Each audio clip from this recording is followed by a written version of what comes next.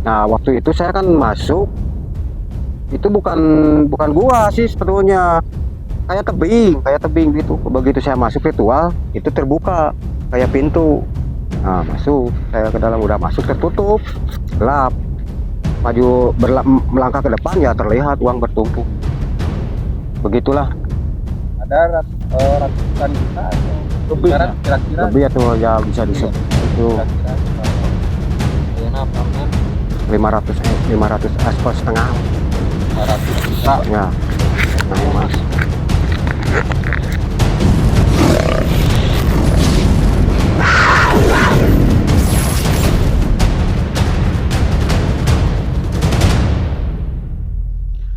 Assalamualaikum warahmatullahi wabarakatuh. Selamat datang di channel Kang Nazar. Di video kali ini, ketika saya mau ketemu dengan kakek sakti yang tinggal terpencil di tepi jurang di tengah hutan, saya bertemu dengan salah seorang tamunya yang ternyata seorang pengantar pesugihan. Dan kabarnya dia sudah melakukan pesugihan atau mengantar pesugihan sebanyak 30 kali. Dan ternyata ada yang berhasil sebanyak 4 orang. Nah, pesugihan mana saja dan bagaimana ceritanya, seberapa banyak uang yang dihasilkan dan apa yang dia dapatkan. Tonton saja video ini sampai selesai. Saya doakan mudah-mudahan yang menonton video ini sampai selesai diberikan kesehatan, yang sedang sakit diangkat penyakitnya, yang sedang mencari nafkah, menjemput rezeki, mudah-mudahan rezekinya berkah, barokah, dan yang terakhir semoga yang nonton video ini dimudahkan segala urusan dan pekerjaannya. Kalau begitu langsung saja ke videonya karena ini sangat eksklusif sekali. Kita jalan ke sana, ketemu sama tamunya dan dia menceritakan semua hal mistis yang pernah dia alami. Dan video ini juga teman-teman didukung oleh Mr. Nazar Shop, ramuan herbal yang didapatkan langsung dari sumbernya. Dan ada beberapa produk yang dijual ya, ada minyak oles ajaib. Ini ramuan herbal asli dari Indonesia yang khasiatnya untuk menambah ukuran si utun supaya semakin jumbo, semakin panjang bagaikan burung Eropa. Wah, kalau burung Eropa kan tahu sendiri ya, luar biasa panjangnya. Ini sesuai pengalaman sampai 5 cm teman-teman. Dan teman-teman juga selain dapat ukuran yang semakin panjang, ini juga bisa untuk menambah durasi supaya permainan berkudanya semakin lama. Dan juga bisa untuk nambah beras bagaikan batu karang. Wah, luar biasa. Ini juga bisa untuk program hamil. Dan ini juga saya bawa madu ya. Ini asli madu odeng yang asli dari warga lokal di Desa Kalapa II, Kecamatan Lemah-Sugih, Majalengka. Ini madu odeng, banyak sekali khasiatnya dan ini bisa juga untuk campuran jamu supaya khasiatnya semakin maksimal.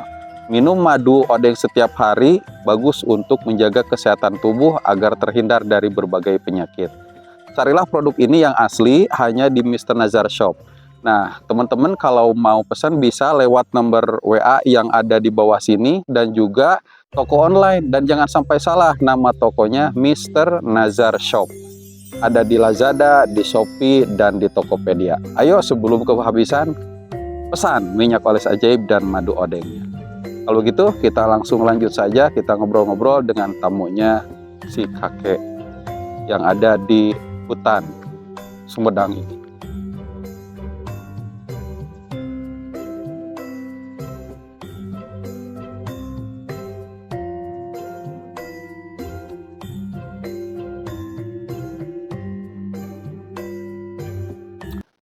Alhamdulillah teman-teman, sekarang kita bertemu dengan salah seorang narasumber yang mana beliau bisa disebut dengan orang yang suka malang melintang, baik itu ke tempat-tempat keramat, ke tempat-tempat orang sakti, dan untuk pengalaman beliau katanya pernah mengantar orang-orang yang melakukan pesugihan dan berhasil. Nah mungkin teman-teman semua bisa mengambil sisi positifnya saja, bahwasanya setiap kejadian di dunia ini pasti ada hikmahnya. Jangan dilihat dari misalkan mentang-mentang ini mengantar pesugihan, wah kita pengen ikut, enggak. Jadi kita di sini lebih ke ngambil hikmah dari perjalanan apa yang Bapak ini nanti kita akan ceritakan. Nah, kalau boleh tahu Bapak sebelum ke ceritanya, mohon maaf dengan Bapak siapa Pak? Pakai Eko, Oh, Eko. Bapak Eko. Kalau asal dari mana Pak? Asal saya dari Oh, Bandung. dari Bandung. Mungkin tadi sebelumnya kita ngobrol-ngobrol bahwa Bapak pernah berhasil mengantar orang yang melakukan pesugihan.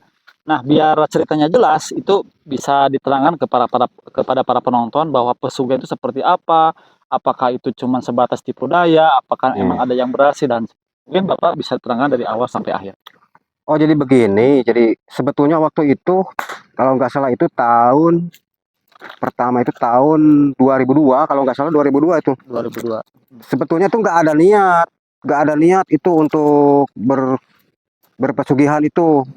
Nah, ke waktu itu ada tamu, dia minta diantar berjarah ke daerah Subang. Mm-mm. Kalau nggak salah itu ke daerah Subang ke Curug Cijalu. Mm-mm. Kalau nggak salah Curug Cijalu. Itu nggak ada niat untuk berpesugihan sebetulnya. Mm-mm. Nah, cuma di situ saya cuma mengantar. Saya datang ke rumah Kuncen. Nah, kata Kuncen itu udah aja sama si A diantar lah ke lokasi. Ya saya antar. Nah, yang berjarah udah duduk. Nah, saya keluar menunggu di batu. Nah, kalau nggak salah itu jam 11 lebih lah, jam 11 lebih Malam gitu. malam. Nah, tiba-tiba itu tercium kalau nggak salah itu harum pandan. Mm-mm. Nah, selang 4 menit 5 menit datang sepotong manusia sepotong ular. Oh. Nah, datang. Saya nanya, ada apa, mau apa, siapa, kata saya. Mm-mm. Dia bilang, tolong cariin jodoh buat saya, katanya. Nah, waktu itu saya lantang, udah aja kawin dengan saya aja. Dia bilang gak mau. Tolong cariin yang kelahirannya itu hari Senin atau hari Selasa, hari Senin atau hari Kamis. Wah, waktu itu. Berarti Nah, itu permintaan dari sang ular itu. permintaan itu sang ular. Dia mintanya yang kelahirannya hari Senin, hari Kamis. Ya, pulang ke rumah. Dalam seminggu itu ada yang datang tamu dari Ciberem, Cimahi.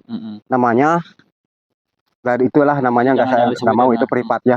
Pokoknya ada yang datang. Si Darmin. Ya, dia memperlihatkan di HP kontrakannya itu udah 3 bulan nggak dibayar. Dikeluarin sama punya kontrakannya, diusir. 3 bulan nggak bayar kontrakan. Diperlihatkan foto-fotonya, memang sih itu kasur, kursi di luar semua. Nah, terus kata saya begini, Bapak datang ke sini mau apa? Saya dukun bukan, paranormal bukan. Ya, saya tahu ke sini diajak teman. Katanya gini. Oh, kalau mengantar Jaro sih saya sering gitu. Ayo aja. Nah, ke situ, tapi dia itu condongnya obrolannya itu ke situ, ke pesugihan. Nah, di situ saya teringat, oh, waktu itu kan ada yang minta dikawinin. Saya tanya, Pak, itu kelahirannya apa? Kata dia Senin. Oh, berangkat ke situ. Di situ anehnya begini. Saya ke situ, memang saya ritual lah di situ. Ritual di situ. Dan dia itu memberi nama, kalau memanggilnya namanya saya ini nih, ya begitu panggil. Nah, saya keluar lagi nunggu. Datang, tapi datangnya bukan ke dia. Datangnya ke saya lagi datangnya. Si ular tersebut. Si ular itu datangnya ke saya lagi. Saya tanya. Nah, saya malam ini mentepati janji saya. Katanya mau minta dicariin calon suami. Nah, itu saya udah bawa, kata saya. Dia bilang gak mau. Kenapa? Kan itu pengennya udah kelahirannya Senin. Gak mau. Kenapa gak mau? Kan itu udah cocok kan. Tua. Oh, ketuaan. Nah, makanya di situ makhluk jin itu memang sih gak sembarangan sih. Dia pengennya yang muda. Bukannya kalau begitu Kalau yang udah tua memang itu waktu itu si narasumber itulah, anggap si narasumber itu Mm-mm. udah berkepala 60-an lebih, Oh, udah tua banget udah gitu. tua banget. Dia pengennya yang berumur dari 30, Mm-mm. apalagi 25 itu paling senangnya dia gitu. Berarti model siluman-siluman kayak gitu juga dia tuh milih-milih ya, Milih-milih, nggak sembarangan misalnya orang pengen enggak, pesugihan langsung enggak, berhasil. enggak, enggak. Nah, di situ dalam singkat singkat cerita dengan berjalannya waktu datang lagi, datang lagi. Dia itu lagi kepepet hutang. Saya Ada udah beda orang beda berarti. orang. Mm. Saya bilang, kamu itu masih muda, bekerja juga masih ini. Nah, tapi dia karena kepepet hutang itu udah kalang kabut pikirannya. Mm-mm. Dia berbagai mana cara pun juga dia siap itu. Saya udah bilang siap menanggung resiko, ya. Nah, dibawa berangkat. Nah, disitulah saya berhasil. Oh, diantar ke ular tersebut lagi. Iya, dia 2 hari kalau nggak salah itu dia kelahirannya hari Kamis. Mm. Saya dibawa lagi ke Subang. Nah, di Subang itu nggak segampang begitu aja sih. Gimana? Prosesnya juga 3 kali itu. Kalau boleh diceritakan gimana Pak prosesnya? Prosesnya 3 kali. Saya nggak tahu. Mm-mm. Begini saya kan cuma mengantar. Mm-mm. Nah, cuma mengantar. Gimana? Udah. Tapi bang, saya harus 3 kali. Ya boleh. Sampai ke 3 kali itu berhasil. Tapi hari malam Kamis di ke situ lagi teh langsung besok jangan pulang. Kenapa? Saya harus berangkat ke Gunung Hejo. Kata yang udah menikah itu. Kata itunya kayak gaibnya. Mm-mm. Harus berangkat ke Gunung Hejo. Nah, dari situ dari Subang, Mana itu? Gunung Hejo di mana Pak? Garung Hejo itu adalah Purwakarta. Oh. Kalau sekarang yang sering banyak celaka lah. Mm. Awal yang banyak celaka itu kan melewati itu. Mm-mm. Nah, ke situ saya masuk ke situ ada tebing. Gak tahu pokoknya itu ada tebing. Nah, di situ terbuka tebing itu terbuka kayak pintu. Mm. Nah, masuk. Yang saya ngerinya itu pas begitu masuk nutup. Tebingnya nutup. Berarti Bapak di dalam. Di dalam. Tebingnya itu nutup. Ngeri saya kan. Oh, mati berarti hari ini saya mati itu. Gak bisa keluar. Tapi gelap. Saya udah ke dalam. Terlihat kayak batu itu kayak spring bed lah persegi. Oh. Ada makhluk itu. Satu istri, satu perempuan berpakaian raja. Ada Nah itu pas Bapak masuk itu sebuah kerajaan atau goa itu di sana? kalau nggak salah itu bukan kerajaan sih, goa. Yang diperlihatkannya cuma goa. Gimana tadi Pak yang Bapak? Nah, dari situ dia ngasih itu semacam dibungkus sama kain lah. Gak tahu saya itu dibungkus sama kain dikasih, dibawa pulang. Tapi dengan syarat ini kamu jangan dimakan. Penuhi dulu hutang-hutang kamu, anak kamu, baru kamu makan. Oh, itu dikasih uang. Dikasih uang. Kalau asli itu dikasih uang, saya bukan rekayasa, itu kepala saya juga, mata saya juga yang melihat begini. Saya juga kan yang megang.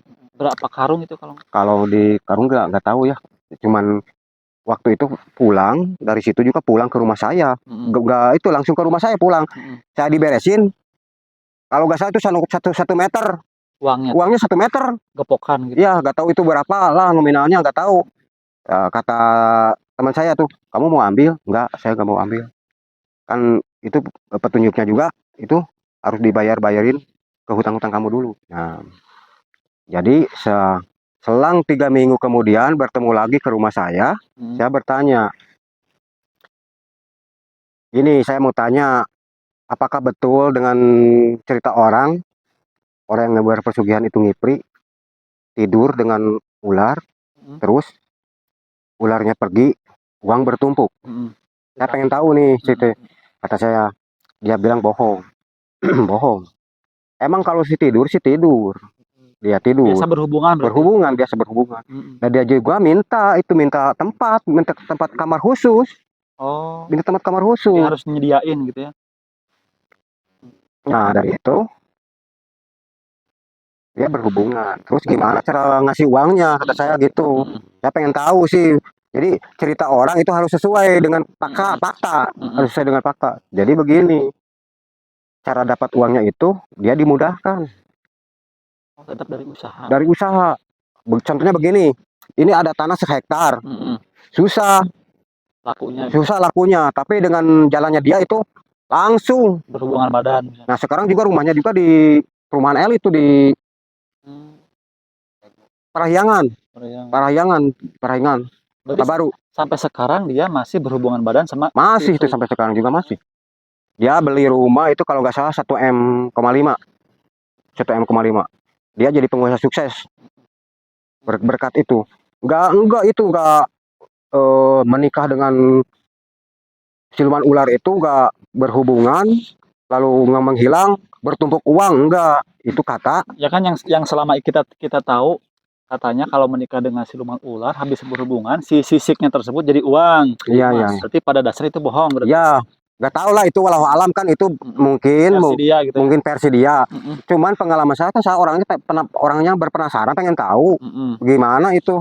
Ya kemudian itu tiga minggu datang ke rumah saya tanya gimana sih menikah dengan semacam begitu, apakah betul itu sesudah berhubungan bertumpuk uang? Bohong. Cuman dia cuma dikasih barang aja semacam keris. Oh, keris. Iya semacam keris, tapi dia minta tempatnya begitu, minta tempatnya minta khusus ada apa tempat berkaca harus ada, sisir harus berada, kecantikan harus ada itu. Dan ruangan pun juga ruangan khusus harus ada berarti. Iya itu harus ruang khusus, nggak boleh terganggu. Nah ini yang saya penasaran dari zaman dulu hingga sekarang. Itu kan Bapak pengalaman di dunia percupangan gaib seperti ini kan udah pakarnya mungkin ya. Berhasil gitu. Itu kalau berhubungan intim dengan siluman tersebut rasanya sama nggak sih Pak kayak kita berhubungan dengan manusia? Kalau dibilang gitu sih nggak tahu ya, soalnya kan bukan saya yang mengalaminya, Yang nganter lah. yang nganter. Ya mungkin saya bilang kan orang saya kan penasaran, pengen tahu, ya sama aja. Rasanya Sama rasanya. Berarti pas nyetrumnya juga sama itu yang terakhir. Ya. Abang. Jadi beginilah, yang setahu saya ya, saya udah melihat. Jadi kecantikannya juga nggak ada tandingnya di dunia. Wow. Nggak ada tandingnya. Walaupun bidang sinetron cantik tapi nggak melebihi dia. Makanya dari itu orang-orang seperti manusia itu tergiur dengan kecantikannya, makanya dari itu. Nah mungkin gini Pak, saya masih penasaran dengan awal mula pertemuan yang Bapak antar. Itu kan katanya sampai 3 kali ya. Nah itu kalau pas, kan berarti mungkin pas waktu berkunjung ke Subang, daerah Subang tersebut, Bapak itu manggil. Itu ritualnya itu pakai apa sih ritualnya, persyaratannya gitu? Kalau saya sih ritualnya nggak biasa-biasa aja gitu ya, bawa sesajen-sajen biasa. Kayak kembang gitu. Iya, nggak ada permintaan harus beli minyak anu nggak ada. Soalnya kan itu udah dia yang datang ke sini, dia yang datang ke saya minta dicariin. Bahkan saya bawa ke situ bukan 1 orang 2 orang, banyak tapi nggak gol, cuman dia yang kok karena mungkin dia karena faktornya usianya muda usianya juga mungkin suka gitu ya. Iya pokoknya muda lah, nggak, kalau orang itu kan nggak dilihat nggak semacam manusia kan, kalau manusia itu kan dilihat fisik ganteng, cowok cewek pasti mau. Kalau dia itu enggak, yang penting sesuai dengan keinginan mereka itu dia itu sesuai dengan kelahiran muda ya mau gitu. Mau begitu. Berarti Bapak itu ngajak orang ke sana itu untuk dinikahkan udah beberapa kali, yang berhasil cuma dia berarti. Iya kalau nggak salah tiga. Mohon maaf kalau boleh tahu itu namanya siapa Pak?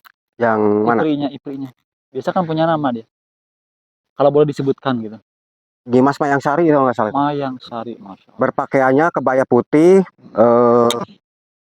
sampingnya itu samping hitam lereng. Berarti awal pertemuannya di Subang, kalau dikasih uangnya di mana tadi? Di Bogor? Bukan, itu di Karawang. Bukan. Purwokerto. Di Gunung Hejo. Oh, Gunung Hejo. Purwakarta. Berarti kalau di situ mah cuma dipertemukan doang, yang dikasih uang itu mah berarti di, ya mungkin begini kalau secara nyata begini nyata. Ya mungkin itu di Gunung Hejo itu semacam bank sentral. Oh. Banknya pusat. Kalau di kita itu BI. Mungkin itu jadi kalau berpesugihan di sini, pencairan uangnya di situ. Mantap. Luar biasa ya. Dan setahu saya itu. Makanya saya tahu dari itu, ya mungkin ini yang disebut bankernya ini. Itu bankernya. Berarti awal-awal mah sekali dikasih uang, kesininya berarti usahanya yang naik. Iya, itu kan untuk utang gitu. Memenuhi itu utang-utangnya. Modal gitu. Modal karena dia tuh punya anak berumur 6 tahun pengen disunat. Dia itu asalnya dia itu pengusaha bagus tuh ya, mebel Cuman bangkrut. bangkrut karena tertipu, hutangnya 200 juta. Hmm. Belum dituntut sama anaknya pengen disunat, dia kan oleh. Mm-mm. Nah datang ke saya, ya saya kan tadinya juga udah ada itu, ada yang minta dicariin jodoh. Nah saya bawa ke situ. Nah ini Nah. untuk keturunannya tersendiri itu ada yang dijadikan tumbal nggak Pak? Biasanya kan kalau kita ada sangkut paut dengan makhluk-makhluk seperti itu kan pasti meminta Tumbal. Ya kalau itu ya, kalau nggak tahu sih, ini pengalaman saya. Kalau masalah IPRI itu bersangkut pautannya risiko sendiri. Enggak ada tumbal untuk turunan, nggak ada itu, udah ditanggung sama sendiri. Maksudnya narohinya umur sendiri. Umur sendiri. Makanya dari itu pengen cari yang muda. Mungkin dia itu biar lama. biar lama. Biar lama. Nah, begini. Cuman harus bisa nggak punya turunan. Oh jadi mesti mandul gitu ya? Iya. Atau gimana? Itu jangan sampai punya turunan. Oh. Kalau punya turunan itu bahaya. Kalau konsekuensinya kalau misalkan sampai dia punya anak atau hamil gitu si ularnya gimana? Ya dia matinya juga ke situ. Oh, Ke alam dia. Ke alam dia. Tapi kalau nggak punya turunan nggak bisa. Aman. Aman bisa. Kalau di bahasa Jangan nuntut gitu ya? Iya di dunia nyata itu kita bisa menceraikan. Oh berarti kitanya harus mandul berarti. Bukan mandul, berarti mungkin dikeluarkannya di luar ya mungkin ya? Harus Oh pakai itu. Tapi kalau begitu, kalau agak ini mohon maaf ini. Gimana? kalau begitu ya nggak bisa sih. Nggak bisa. Walaupun kita pakai kondom nggak bisa, tahu dia nggak mau. Oh. Kalau misalkan dikeluarkannya di luar nggak mau juga. Enggak kan, dia makanya itu dia pengen menikahi sama manusia itu kan punya turunan dari manusia. Oh. Bukan dia itu bukan mencari nafsu, bukan. Itu justru tugasnya dia itu mencari keturunan dari manusia. Untuk bisa Jadi budaya. anggaplah poligami, satu sama manusia, satu sama jin gitu Ya bisa gitu, bisa dibilang gitu bisa. sampai punya anak dari manusia. Tapi kebanyakan sih nggak bisa begitu, pasti punya keturunan. Pasti punya keturunan. Itu mungkin bentuk tumbalnya itu Dia sendiri ya. Bukan tumbal ya, kalau itu mah bukan konsekuensi ya. konsekuensi ya, bukan itu mah udah resiko diri pribadi lah. Contoh abang misalkan menikahi itu ya abang yang beresikonya. Itu tanggung sendiri. Enggak, itu enggak. Pengalaman saya nggak tahu sih orang lain, itu pengalaman saya.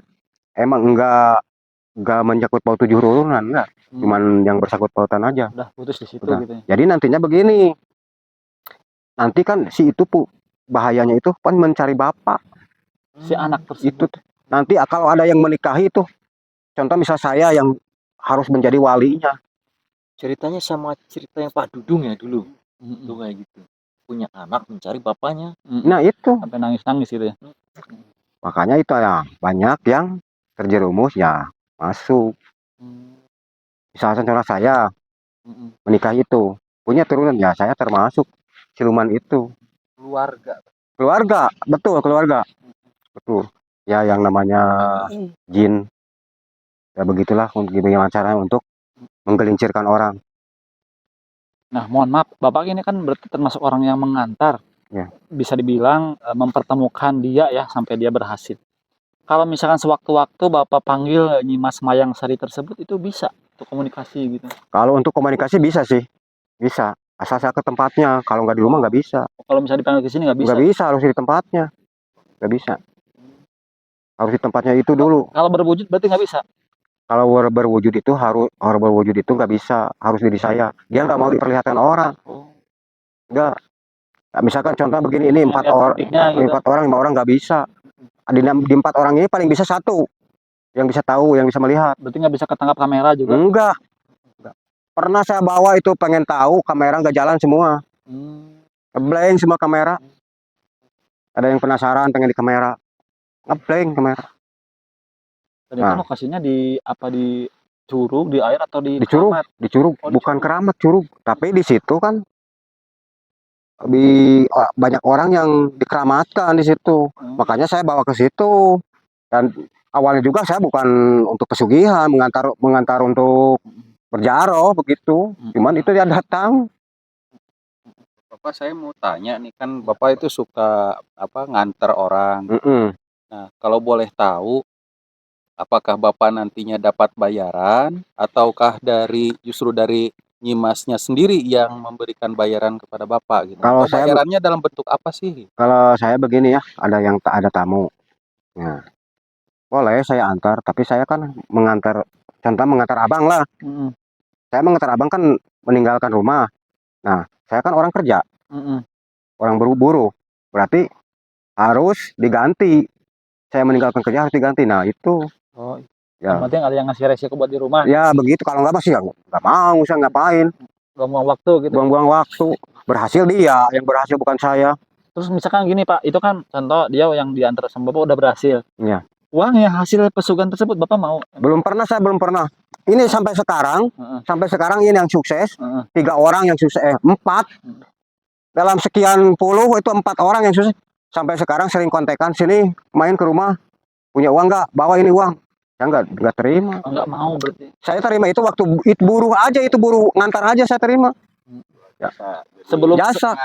Iya. sebelum sukses berarti ya. Sebelum sukses, kalau udah sukses dia sering sampai sekarang juga sering kontekan. Alasannya kenapa Pak? Hmm? Takut di itu gini. Bukan takut ya. Kalau takut sih emang saya juga terjerumus kalau menurut itu. Yang mengantarnya juga sudah terjerumus sebetulnya. Tapi emang saya nggak, kalau makan itu nggak mau. Nggak mau. Bukannya takut ditumbalkan, nggak takut saya ditumbalkan. Nah itu mah kan urusannya beda lagi. Tapi pokoknya saya nggak mau. Cukup dengan 1 kali itu, waktu itu saya jasa itu. Nah, sampaikan dari itu sampai sekarang begitu dia. Jadi hasilnya itu bukan dari bertumpuk uang di rumah, di kamar. Jadi dia bilangnya alhamdulillah saya berusaha apapun juga sukses. Terus Mau jual beli mobil, jual beli tanah itu sukses. Oh, ini tanah misalkan susah untuk dibeli, orang cuma lihat, nggak jadi ngeliat. Tapi dengan dia itu langsung jadi. Nah itu kelebihannya. Jadi ada yang bantu. Ya mungkin itu si makhluk itu masuk ke orang yang punya uang dengan tidak sadarnya transaksi gitu. Begitu. Ya, mungkin terakhir Pak, barangkali Bapak ada kata-kata tentang hal-hal pesugihan ini dan untuk agar orang-orang itu tidak mudah terjerumus ke dunia pesugihan.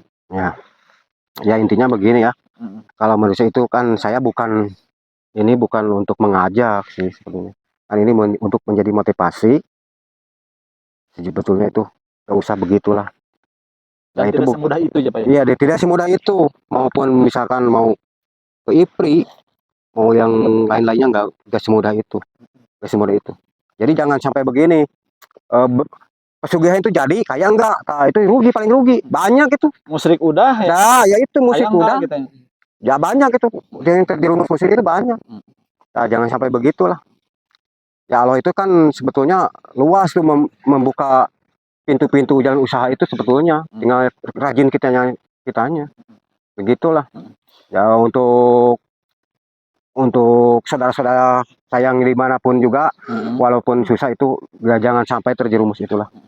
Itu contohnya. Ya udah Bapak, terima kasih ya. Mudah-mudahan kisah ini atau cerita ini bisa membuka mata-mata mereka yang ingin pesugihan. Bahwasanya pesugihan tidak semudah. Jadi itu juga jodoh-jodohan ya Pak ya. Jodoh-jodohan. Mungkin bisa disebutkan itu takdir mungkin. Udah, terima kasih. Kita pamit undur diri. Wassalamualaikum warahmatullahi wabarakatuh.